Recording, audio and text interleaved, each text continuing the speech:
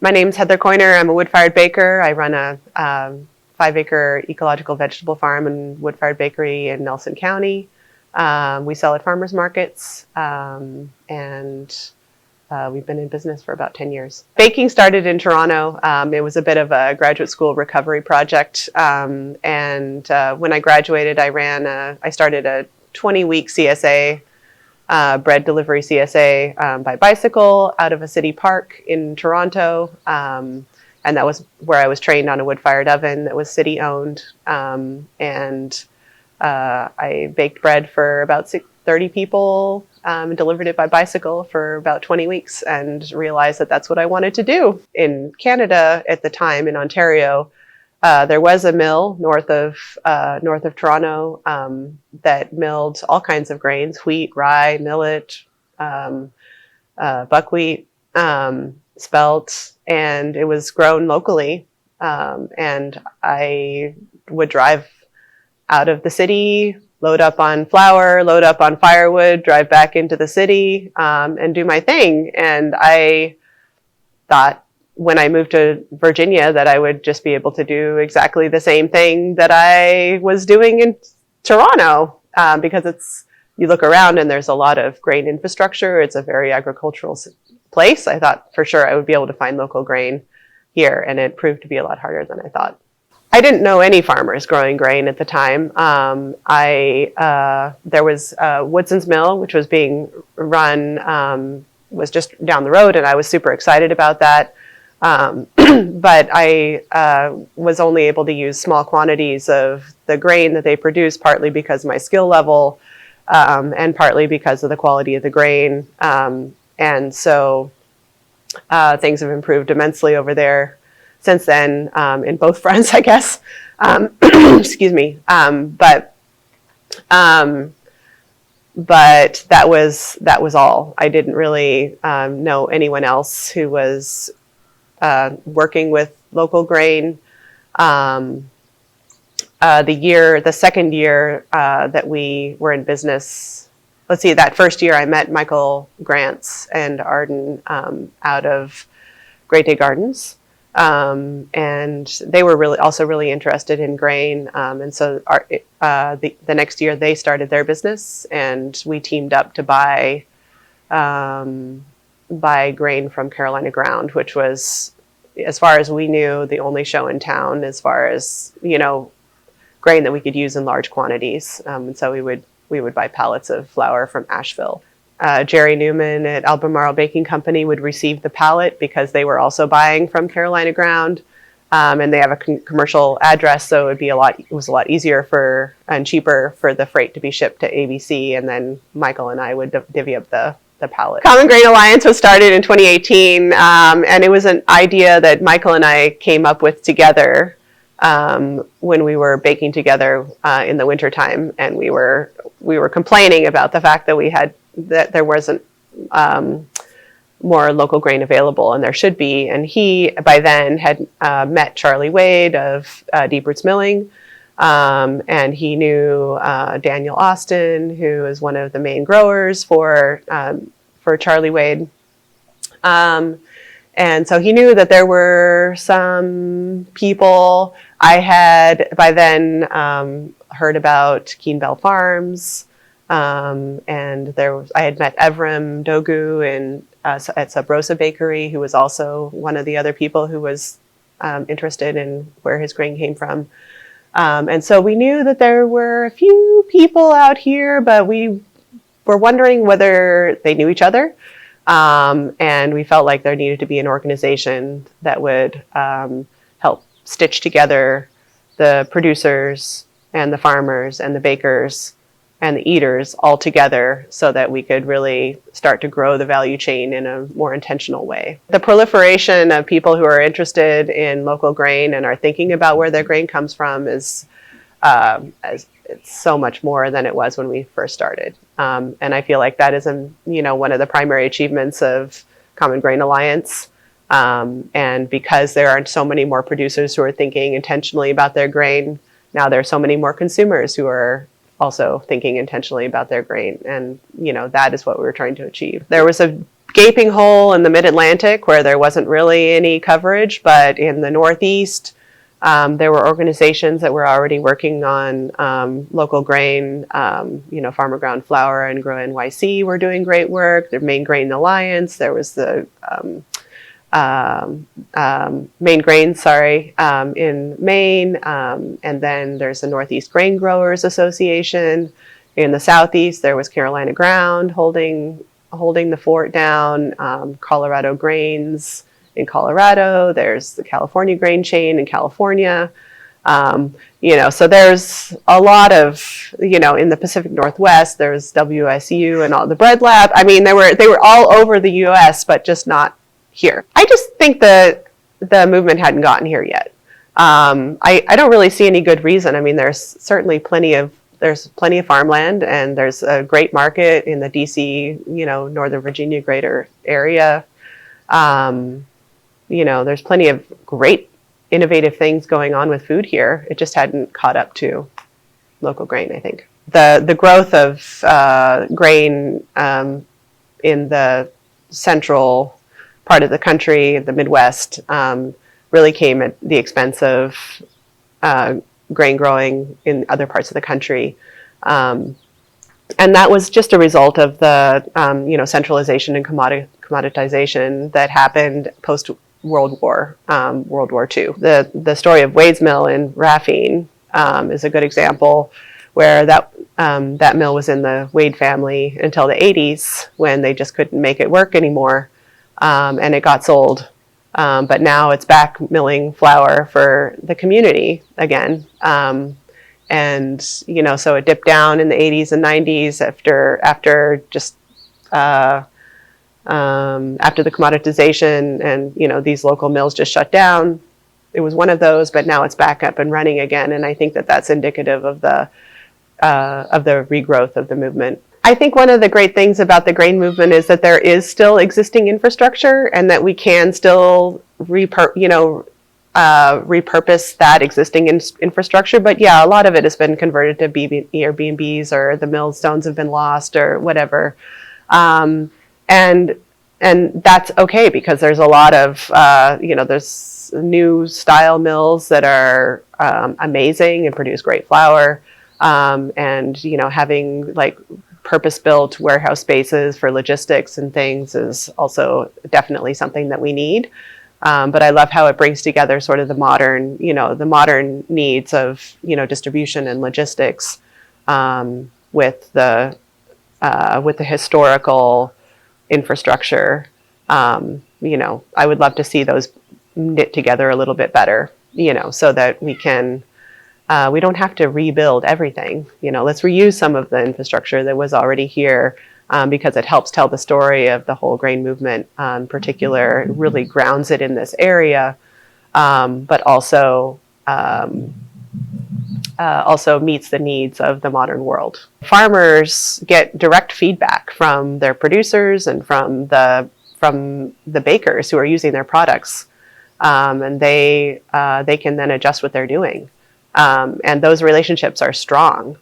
I feel like the main benefit that the Common Grain Alliance conferred on people, on its members, when it first started, and it still probably is the main benefit, is the network effect. Like millers can find the farmers that they like to work with, and farmers can find the baker millers that they like to work with, the pasta makers that they like to work with, and then grow. They can grow together, and they can reinforce each other's work, that I have definitely seen that once those relationships are formed, they stick. They seem to stick, and so that's really, I think, to everyone's benefit. Grain in general is really good for the soil, but it can be grown in a way that depletes the soil. That is, there's a lot of information now out there about how to change that, but grain is a recognized, very important part of building soil health, because especially the winter grains are one of the few crops that you can be actively growing in the wintertime. And so that keeps the soil covered, and it helps add carbon to the soils, and it helps capture nutrients that would otherwise leach out over the winter. And then it also provides, then when you harvest it, a seed crop, which is an important food staple for most cultures in the world. So they're pretty important, and there are certainly better practices that are better for the soil than others, and there's grain varieties that taste better than others. But I think that I would love to see just more people growing grain, period. The diversity of wheat is immense. And it's been grown and cultivated for thousands of years. And so there are thousands and thousands and thousands of varieties of it. And they have all of them have different agronomic and eating qualities. And I feel like we've only really begun to scratch the surface of what is out there. People grow in Common Grain Alliance members grow varieties for their flavor, for their ability to produce without the major inputs of chemical fertilizers, without that are able to compete well with weeds. It's pretty humid here, so that they're able to be successfully harvested even in a humid harvest season. Which has there are a lot of different reasons why you want to harness that genetic diversity that is present in the different varieties. When you have wheat that is going into an industrial system, there are other things that people want out of their crop. They want a uniform height of stand. They want the grains to all thresh in the same way. They want them to respond to chemical inputs, so there are different traits that people are looking for, but those aren't bad traits necessarily. They're just different. They fit that system. And so people now are growing different, in Common Grain Alliance are choosing varieties that fit the system that they are growing for. So wheat is, extremely diverse, but there are a lot of other grains that people are starting to learn how to bake with, and how to eat, that are equally important globally in terms of culinary traditions, and they taste really good, and they're also really important for building soil health. I mean, a great example is rye, which is also the diversification of rye breads is globally is incredible, and American bakers don't really know a whole lot about using rye. I mean, what we know was brought to New York by Jewish immigrants and Russian immigrants, and other Eastern European immigrants, and we have since developed our own American rye breads. But there's a lot you can do with rye, and it's another one of those crops that you can grow over the winter, and it's a lot easier to grow than wheat. So that's one. And then there's a whole host of summer annual crops that are really great for summer cover crops for farmers who are doing other enterprises like millet, amaranth, teff, and sorghum that are they're all gluten-free. They're all important staple foods in other cultures, and they all can grow here. They fit really well in between your spring and spring harvested and fall planted things, and I would love to see more bakers use them. About baking, I'll start there. That local grain is hard to work with, is something that you commonly hear, and I have said it myself in the past. But I think what is more accurate is that, local grain is more variable. And some of it is really easy to work with, and some of it is not. And you find what you like. And I love, as a baker, the challenge of working with with an ingredient that is not actually all-purpose. I don't want a flour that I can use in everything. I want a flour that is really great for scones. And then I want another one that makes the most delicious sourdough bread. And then I want another one that makes great crackers. I don't like this idea of all purpose, because that is not how baking, that makes baking really boring. If there's just one ingredient that we get to work with, I mean, why would you want? I would not be a baker if that was the case. I'm sold.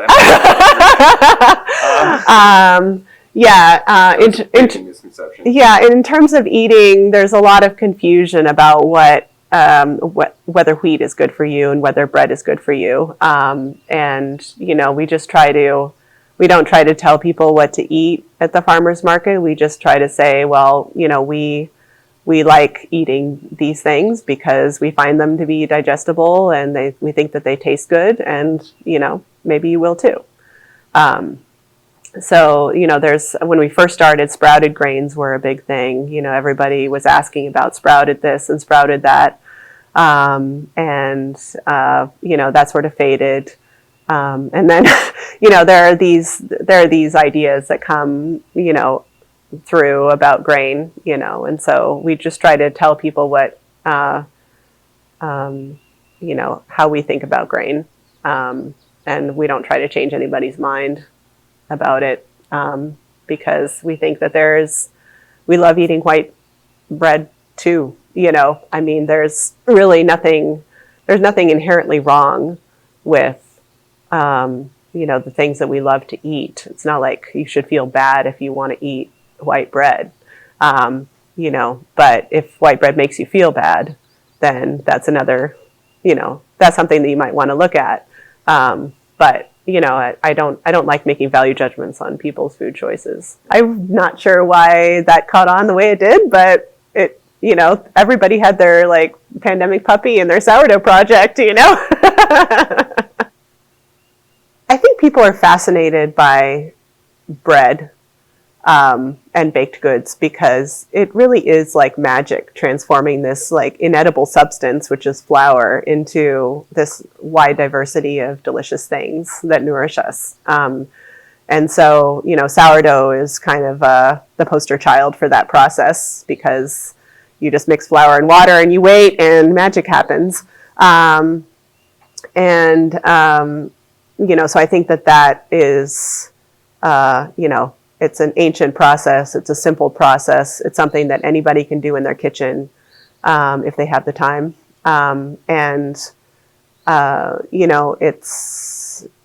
It never ceases to amaze too. And people just love that. So I think that there's a bit of that magic, in baked goods. And then when you taste them, there's just no comparison, in my opinion, between, something that is properly fermented and, baked in wood fire and, using really great grain and, high quality grain. There's just no comparison. What's one question that you think is a great question that consumers can ask any baker?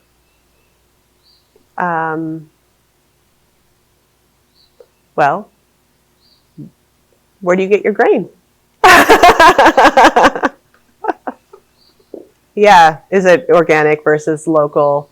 Because sometimes you have to play that trade-off. Yeah, I've always valued local over organic certification, because I think that it's important to have conversations with the people who are in your area and to build a community that will support you. Like, as a business person, I want to build up other businesses that are in our value chain locally, so that we can all flourish, rather than sending my money to somewhere else just so that I can get that organic certification. If I'm totally willing to work with an organic or with a conventional farmer. Let's talk about the practices and what my customers are going to ask me about that, and I will buy your flour if you can do these things, in your agronomic practices. And that, those relationships then end up serving everybody well. And so, for me, that it's the relationships that is the power of the local, because then, that's how you change the way people do things, is you first start with a relationship. Grain is good for you. Grain our bodies have evolved with grain, and grain will nourish you. And there's a lot of misconceptions about grain, and it's true that a lot of baked things make people feel bad. But I would encourage people to consider that it's maybe the way that the grain is processed rather into food rather than the grain itself. So, grain is the staff of life. It is capable of nourishing and, supporting a very healthy body.